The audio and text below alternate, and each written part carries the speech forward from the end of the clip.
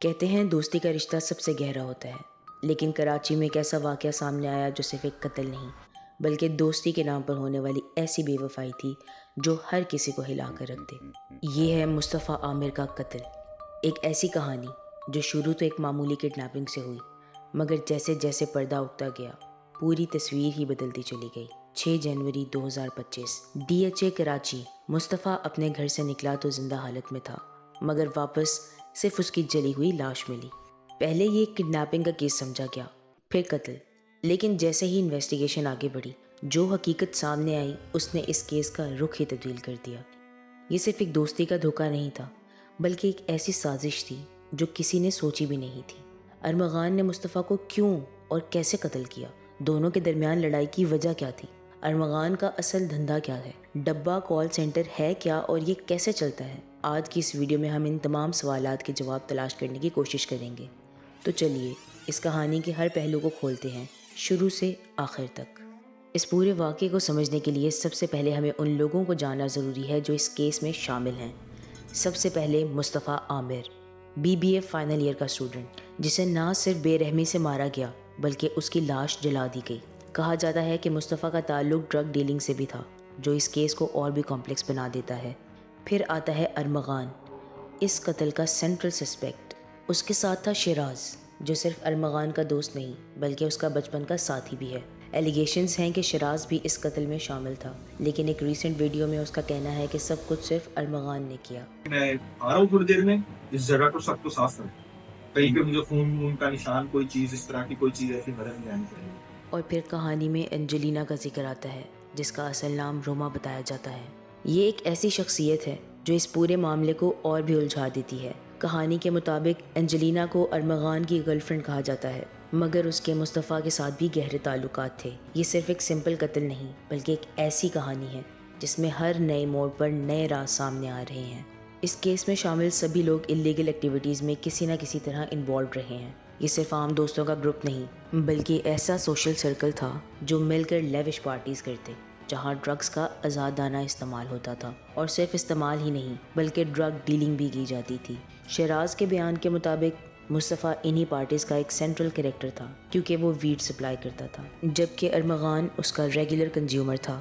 یہ صرف 2 لوگ نہیں بلکہ سرکل میں اور بھی لوگ شامل تھے، جن میں ارمغان کی گرل فرینڈ بھی شامل ہے، جو صرف ان پارٹیز کا حصہ نہیں تھی بلکہ کہا جاتا ہے کہ اس کا بھی ان انلیگل ایکٹیویٹیز سے کوئی نہ کوئی تعلق تھا۔ ان سبھی دوستوں کا لائف سٹائل ایک ہی تھا، کوئی الکوہول ایڈکٹ تھا، کوئی ویڈ کا استعمال کرتا تھا اور کچھ کوکین کے ایڈکٹس تھے۔ یہ صرف دوستوں کا گروپ نہیں بلکہ ایسے لوگوں کا گروپ تھا جو اپنی خواہشات کے لیے کسی بھی حد تک جا سکتے تھے، اور اسی بے لگامی نے آخر ایک خونی موڑ لے لیا۔ واقعہ کچھ اس طرح شروع ہوتا ہے۔ 6 جنوری کی رات مصطفیٰ اپنے گھر سے نکلتا ہے۔ معمول کی طرح اس کی والدہ اس کا انتظار کرتی ہیں، لیکن وقت گزرتا جاتا ہے، رات گہری ہوتی جاتی ہے اور مصطفیٰ کا کوئی اتا پتہ نہیں ہوتا۔ پھر اس کے بعد 7:55 پہ میں فون کرتی ہوں، فون نہیں ملتا ہے۔ میں پھر ہر تھوڑی دیر میں اس کو کال کر رہی ہوں، فون نہیں مل رہا ہے۔ 9:30 بجے ہم پینک ہو جاتے ہیں اور ہم تلاش شروع کر دیتے ہیں۔ پولیس تفتیش شروع کرتی ہے، لیکن جیسے ہی وہ مصطفیٰ کا ریکارڈ چیک کرتی ہے ایک اور حیرت انگیز بات سامنے آتی ہے۔ مصطفیٰ پہ پہلے سے ہی ایک ڈرگ ڈیلنگ کا کیس چل رہا ہے۔ جب پولیس یہ بات مصطفیٰ کی ماں کے سامنے رکھتی ہے تو وہ جھٹکا کھا جاتی ہیں، لیکن پولیس کے لیے اب پرائیورٹی بدل چکی تھی۔ مصطفیٰ کے لاپتہ ہونے کی فکر چھوڑ کر پولیس اب اس کے ڈرگ کیس پر فوکس کرنے لگی۔ مصطفیٰ کی ماں کے لیے یہ سب ایک برا خواب بن جاتا ہے۔ ایک طرف ان کا بیٹا لاپتہ ہے اور دوسری طرف پولیس اسے صرف ایک مجرم کی طرح دیکھ رہی ہے۔ دیکھتے ہی دیکھتے یہ کیس ایک سمپل مسنگ پرسن رپورٹ سے نکل کر ایک الجھی ہوئی داستان بن گیا۔ 2-3 دن کی بے چینی اور انتظار کے بعد مصطفیٰ کی والدہ کو ایک انٹرنیشنل نمبر سے میسج ملتا ہے جس میں ان سے 2 کروڑ روپے کی ڈیمانڈ کی جاتی ہے۔ بغیر وقت ضائع کیے وہ پھر پولیس سے رابطہ کرتی ہیں اور میسج دکھاتی ہیں۔ اب جو پہلے ایک معمولی مسنگ کیس سمجھا جا رہا تھا اسے سنجیدگی سے انویسٹیگیٹ کیا جانے لگا۔ پولیس فوراً مصطفیٰ کی لاسٹ نون لوکیشن ٹریک کرنے کی کوشش کرتی ہے، لیکن جلد ہی ایک اور رکاوٹ سامنے آتی ہے۔ مصطفیٰ کے پاس ایک نان PTA فون تھا جس میں سم بھی نہیں تھی۔ یہ بات پولیس کے لیے انویسٹیگیشن کو اور مشکل بنا دیتی ہے۔ مصطفیٰ کا کوئی ڈیجیٹل فٹ پرنٹ نہیں، کوئی GPS سگنل نہیں، وہ بالکل ہوا میں غائب ہو چکا تھا۔ ہر گزرنے والا پل اس کی والدہ کی بے چینی کو اور بڑھاتا جاتا ہے، اور اب سوال یہ اٹھتا ہے، کیا یہ صرف ایک کڈنیپنگ ہے یا اس کہانی کے پیچھے کوئی اور گہری سازش چھپی ہوئی ہے؟ 12 جنوری کی صبح ایک ایسی خبر لے کر آئی جو اس پورے کیس کو ایک نئے موڑ پر لے گئی۔ ہب چوکی کے علاقے میں ایک جلی ہوئی گاڑی ملتی ہے اور اس کے اندر ایک بری طرح سے جلی ہوئی لاش بھی ملتی ہے۔ آگ اتنی شدت سے لگی تھی کہ لاش کی پہچان کرنا ناممکن تھا، اسی لیے بنا کسی سالڈ تصدیق کے 16 جنوری کو اس لاش کو عیدی قبرستان میں دفن کر دیا جاتا ہے۔ لیکن کہانی یہاں ختم نہیں ہوتی۔ ٹوسٹ تب آتا ہے جب جوڈیشل مجسٹریٹ ایک دھماکے دار فیصلہ سناتا ہے، قبر کھود کر اس لاش کا پوسٹ مارٹم کیا جائے۔ یہ فیصلہ جیسے ہی سامنے آتا ہے، کیس ایک نئی سوچ اور نئی ڈائریکشن میں چلا جاتا ہے۔ جب ڈی این اے ٹیسٹ ہوتا ہے تو سب کے ہوش اڑ جاتے ہیں۔ یہ لاش کسی اور کی نہیں، مصطفیٰ عامر کی نکلتی ہے۔ اب نئے سوالات جنم لیتے ہیں۔ مصطفیٰ کی لاش ہب چوکی تک کیسے پہنچی جبکہ ڈی ایچ اے اس سے کافی دور ہے؟ کیا مصطفیٰ کو پہلے قتل کیا گیا تھا یا پھر اسے زندہ جلا دیا گیا؟ جب پولیس مزید انویسٹیگیٹ کرتی ہے تو ایک ایک کر کے چھپی ہوئی حقیقتیں سامنے آنی شروع ہوتی ہیں۔ پولیس کی تحقیقات سے یہ سامنے آیا کہ 6 جنوری کی رات مصطفیٰ اپنے دوست ارمغان کے گھر گیا تھا۔ پولیس نے فوراً ارمغان کے گھر ریڈ کرنے کا فیصلہ کیا، لیکن جو وہاں ہوا اس نے سب کو حیران کر دیا۔ جیسے ہی پولیس نے دروازہ توڑنے کی کوشش کی، اندر سے فائرنگ شروع ہو گئی۔ ارمغان نے پولیس پر گولیاں برسا دیں۔ کچھ پولیس آفیسر زخمی بھی ہوئے، لیکن آخرکار ارمغان کو اریسٹ کر لیا گیا۔ ساتھ ہی ساتھ اس کے دوست شراز کو بھی گرفتار کیا گیا، کیونکہ واقعے کے دن وہ بھی اسی گھر میں موجود تھا۔ ریڈ میں کچھ اس طرح کی چیزیں برآمد ہوئیں جو کسی نے سوچی بھی نہیں تھیں، جیسے کہ advanced automatic weapons, machine guns اور سنائپرز، 64 لیپ ٹاپس اور ملٹیپل فونز اور ڈرگز۔ یہ سب دیکھ کر پولیس بھی چونک گئی۔ یہ صرف ایک عام گھر نہیں لگ رہا تھا، یہ کسی انڈر ورلڈ آپریشن کا ہیڈ کوارٹر لگ رہا تھا۔ لیکن اصلی مذاق تب بنتا ہے جب پولیس نے ارمغان کے فادر سے سوالات کیے۔ انہوں نے ہر چیز کا عجیب و غریب جواب دیا۔ 64 لیپ ٹاپس اور ملٹیپل فونز کے بارے میں کہا ہم سافٹ ویئر ڈیولپمنٹ کا بزنس چلاتے ہیں۔ فائرنگ کے بارے میں کہا ارمغان ڈر گیا تھا کہ شاید پولیس اس کا ڈیٹا یا سافٹ ویئر چوری کرنے آئی ہے۔ ویپنز کے بارے میں کہا یہ صرف سیلف ڈیفنس کے لیے ہیں۔ مطلب کچھ بھی، اگر کوئی سافٹ ویئر ڈیولپر ہوتا بھی تو کیا اتنی ایڈوانسڈ مشین گنز اور سنائپرز رکھتا؟ اگر کوئی ڈیٹا چوری ہونے کا ڈر ہوتا تو کیا اس کا حل پولیس پر گولیاں چلانا تھا؟ پولیس کی مزید انویسٹیگیشن میں ایک اور اہم انکشاف سامنے آیا۔ ارمغان کے والد کا کہنا تھا کہ جو جگہ وہ چلا رہا تھا وہ سافٹ ویئر ہاؤس ہے، جبکہ کچھ لوگوں نے اسے کال سینٹر کا نام دیا، مگر پولیس کے نزدیک یہ صرف نام کا فرق ہے۔ اصل میں یہ ایک ڈبہ کال سینٹر تھا جہاں انلیگل ایکٹیویٹیز ہو رہی تھیں۔ ڈبہ کال سینٹر اصل میں ایک فیک یا ان رجسٹرڈ سسٹم ہوتا ہے جو لوگوں کو دھوکہ دینے کے لیے بنایا جاتا ہے۔ یہ کسی بھی لا ریگولیٹری اتھارٹی کے تحت رجسٹر نہیں ہوتا، جس کا مطلب ہے کہ اس کی کوئی لیگل پہچان نہیں ہوتی۔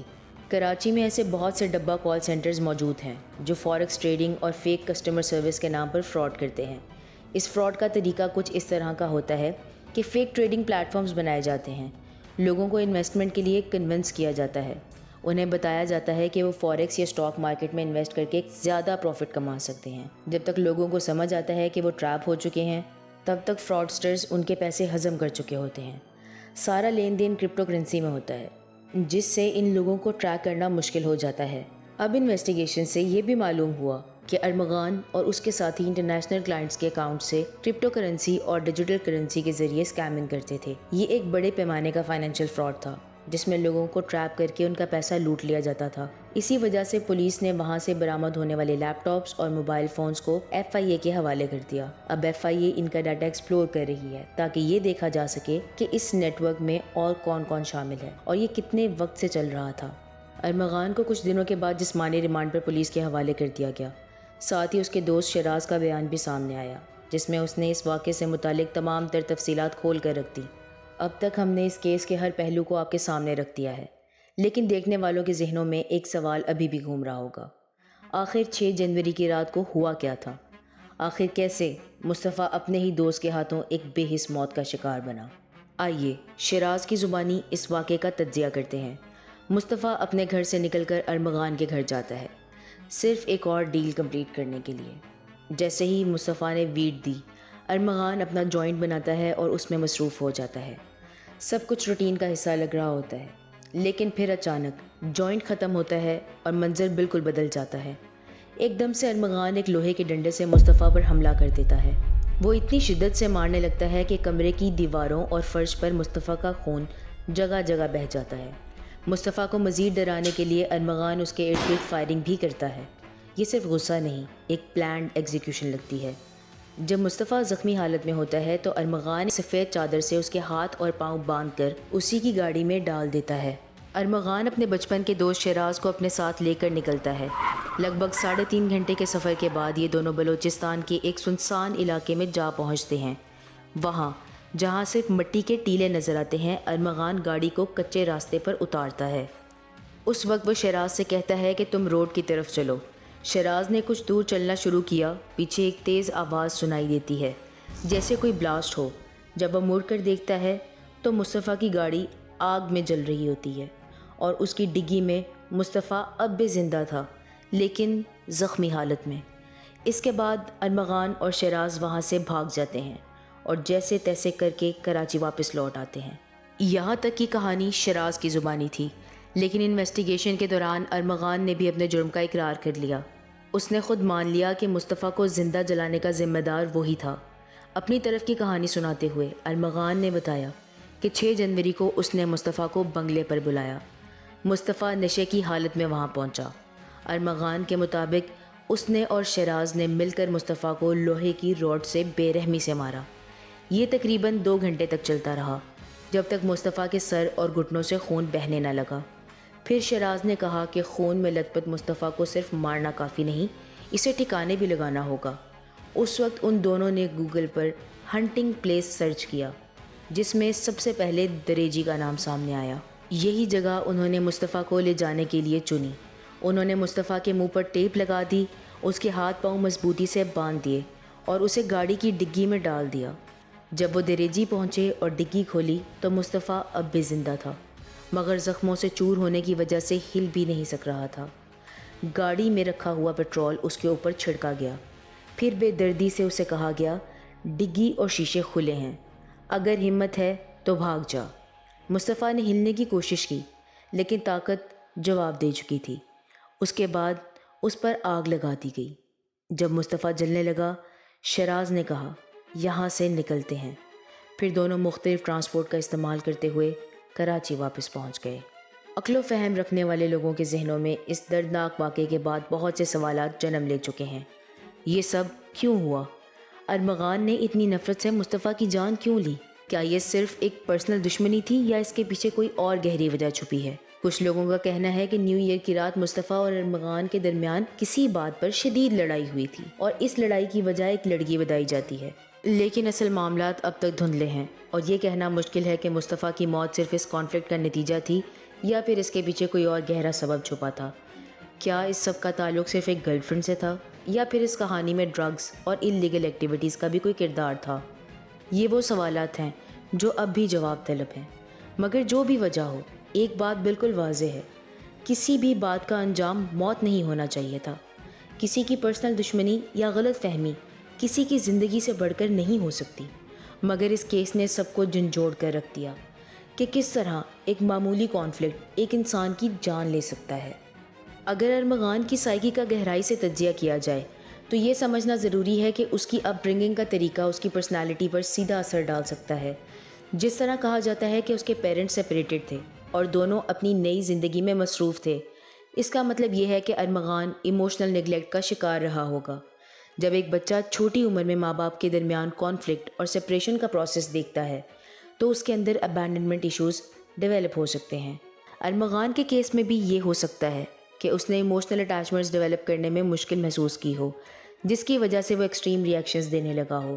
جب ایک بچہ ایموشنل ڈیپریویشن کا شکار ہوتا ہے اور اس کے پاس پراپر پیرنٹل گائیڈنس نہیں ہوتی تو وہ اکثر ایگریشن، امپلسیوٹی اور ریبیلین ڈیولپ کر لیتا ہے۔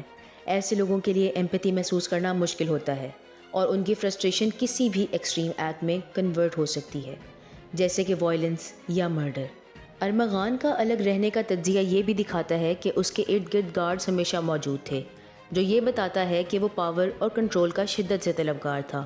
جب کسی شخص کو ہر وقت پروٹیکشن ملتی ہے، اس کی سینس آف انوینسیبلٹی بڑھ جاتی ہے۔ اس کا نتیجہ یہ ہوتا ہے کہ وہ یہ سمجھنے لگتا ہے کہ اس کے کسی بھی عمل کا کوئی انجام نہیں ہوگا۔ اکثر لوگ ڈرگز کا سہارا تب لیتے ہیں جب ان کے اندر ایموشنل وائڈ ہوتا ہے یا جب وہ اپنی ریالٹی سے بھاگنا چاہتے ہیں۔ یہ سبسٹینسز ڈیسیجن میکنگ کو ویک کرتے ہیں، ایمپتھی کو ریڈیوس کرتے ہیں اور کسی بھی شخص کو شارٹ ٹرم پلیجر اور پاور کا احساس دیتے ہیں۔ ایسے حالات میں اگر کسی شخص کے اندر آلریڈی اینگر اور فرسٹریشن موجود ہو تو ڈرگ اس ایگریشن کو ایمپلیفائی کر سکتے ہیں، جس کا نتیجہ کسی ایکسٹریم ایکٹ کی صورت میں نکلتا ہے، جیسے مصطفیٰ کا قتل۔ ارمغان کی سائیکی کو دیکھا جائے تو یہ کہنا غلط نہیں ہوگا کہ اس کے اندر ایموشنل ڈیپریویشن، پاور ڈائنامکس اور سبسٹانس ابیوز نے مل کر ایک ایسی پرسنالٹی ڈیولپ کی جو کسی بھی ایکسٹریم حد تک جا سکتی تھی۔ یہ تمام فیکٹرز مل کر اس کو ایک مرڈرر بنانے میں مددگار ثابت ہو سکتے ہیں۔ ہو سکتا ہے کہ وہ اپنی گرل فرینڈ کے لیے اوور پروٹیکٹیو ہو گیا ہو اور اپنے ماں باپ کی سپریشن کی تکلیف کو اس رشتے سے جوڑنے لگا ہو۔ اگر ارمغان کے والد کامران قریشی کے رویے کا باریکی سے جائزہ لیا جائے تو ان کے سوچنے کا طریقہ بھی غیر معمولی لگتا ہے۔ ان کا ری ایکشن اور ان کی سٹیٹمنٹس ایک عجیب و غریب نفسیاتی گہرائی کی طرف اشارہ کرتے ہیں۔ انہوں نے کہا میرا بیٹا واپس کر دیں، ورنہ نہ میں موت سے ڈرتا ہوں اور نہ ہی میرے پاس پیسوں کی کمی ہے۔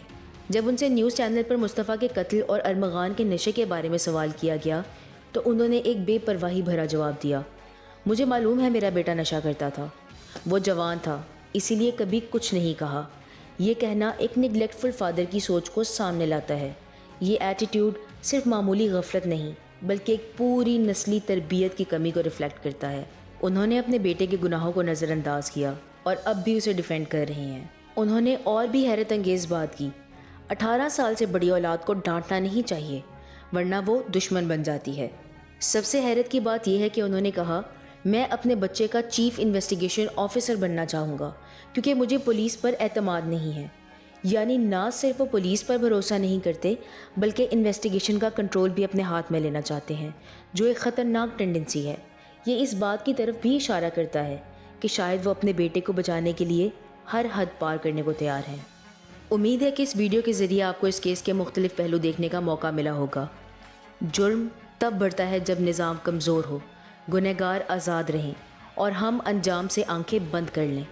ہر بار جب ایک مجرم بنا سزا کے بچ جاتا ہے تو سوسائٹی ایک نئے جرم کا بیج بونا شروع کر دیتی ہے۔ مصطفیٰ عامر کا قتل صرف ایک قتل نہیں بلکہ ایک نظام کا آئینہ ہے۔ سوال صرف یہ نہیں کہ ارمغان اپنے انجام تک پہنچ پائے گا یا نہیں، بلکہ سوال یہ ہے کہ ہم کب تک ایسے نظام کا حصہ بنے رہیں گے جو مجرم کو اس کی سزا تک پہنچانے میں ناکام ہوتا رہے گا۔